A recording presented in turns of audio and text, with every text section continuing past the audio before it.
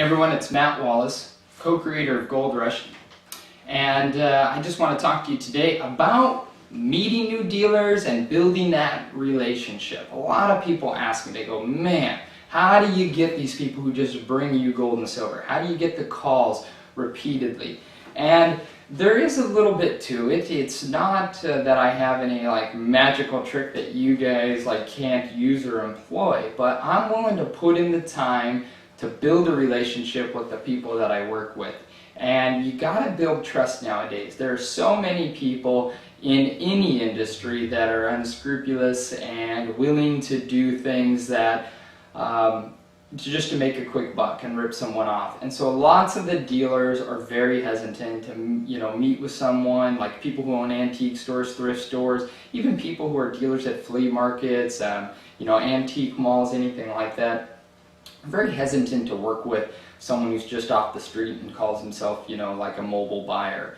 That's not really appealing to them at first, but there is a way around it, and there's several things you want to do to build these relationships and to start these relationships. And one is you want to get to know your competition, know who you're competing against, because these dealers in whatever town you're in, they're selling to someone. And so there's a chance they're selling directly to a refinery, but I found that a lot of them, they just sell locally. They're an antique dealer. Most of their business comes from antiques, not metals. So they sell their metals to someone locally who just pays them cash for it. Find out who the other buyers in your area are, if they have dealer programs, and what they're paying people. Because if you're in there and they mention a name, then you can say something like, oh yeah, I'm familiar with them.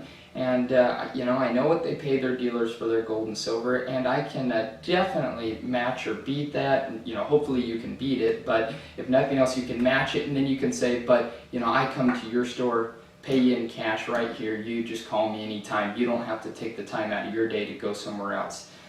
So that's part of it. Like when the conversation is, you want to be able to bring that up and know who you're talking about. You don't want to badmouth the other people. I'm telling you, the business owners, if you just start badmouthing your competition, will never work with you. It's not about badmouthing. It's just about knowing who they are, knowing what they pay, and knowing how you can compete against them. So that's one of it, but that's not always enough to get the deal done. Because everybody says, well, we pay the most, or we pay top dollar, or we, give you this fair price. And a lot of people need to see that proof. It's like you need to see, I teach people how to buy gold, and a lot of them go, oh yeah, I know I can do it. But until they bought something and gotten paid on it and made that profit, it's not real.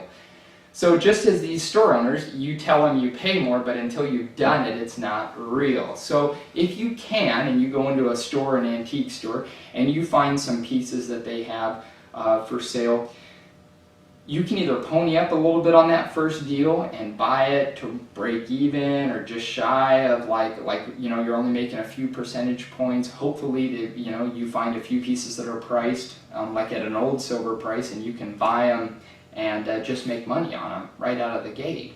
But if you buy it for their first price that they got tagged on there, that's going to say something to them. Or if you're buying it and you just got to buy anything, because if they were willing to sell it to you, then they made their money and they're happy. And I'm going to tell you, I just had one recently. Went down to a lady. She owns a very nice antique store. She's got cases of jewelry, and it is very expensive. It is not a scrap store. But I started walking through her store, and she just had tons and tons of silver. I mean, just in her cases, she had $10,000 in scrap, let alone what some of these pieces were worth it. And the whole rest of the store is just full of antiques.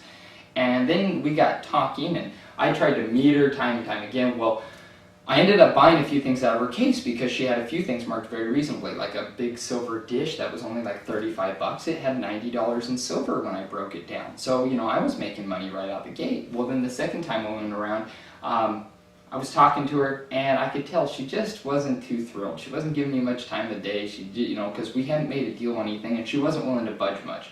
But I found a few items that I thought, these are going to be close. So I bought like $400 worth of stuff from her.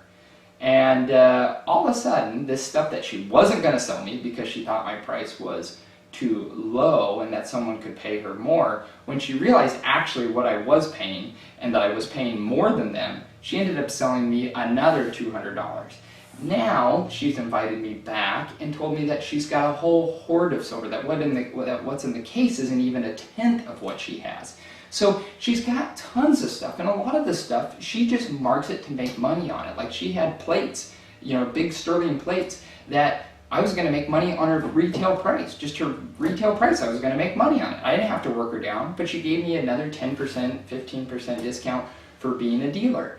And so now I've been able to get in that door, but I had to pay up. And on that first deal, I only made like, $20 or $30 on like $500. It was nothing. It wasn't very much at all. But now she knows that I'm willing to pay well, and she knows that I'm willing to pay more than the other people she was working with. And she wants to keep working with me. So you've got to build the trust.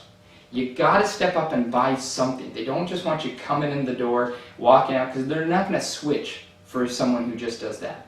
And then you also got to know your competition. So go in there, introduce yourself. Don't introduce yourself as a gold buyer. Say you deal in estate jewelry and precious metals, and you scrap if you have to or whatever. Because a lot of antique store owners don't like hearing that you scrap everything. And I don't try to scrap everything. If it is nice and I can keep it and sell it for more money, of course I'm going to do that. But the reality is a lot of pieces do need to be scrapped because they're just not likely for them to sell. But it's all in how you approach it. Be friendly. If they don't want to work with you the first time, that's fine. Come back and still stop in and see them. After they've seen you a couple of times, they might change your mind. So a few tips about acquiring some new dealers and building that relationship. You want to know more if you're just getting started in gold buying, or you're already a gold buyer and you want to get more tips and tricks, bounce some ideas off me, because I do this every day, all day. It's my full-time business. Check out my course, mattwallacegold.com.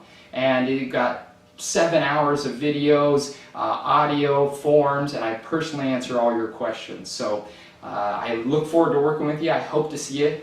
Take a look, subscribe, watch our other videos, and thanks for watching.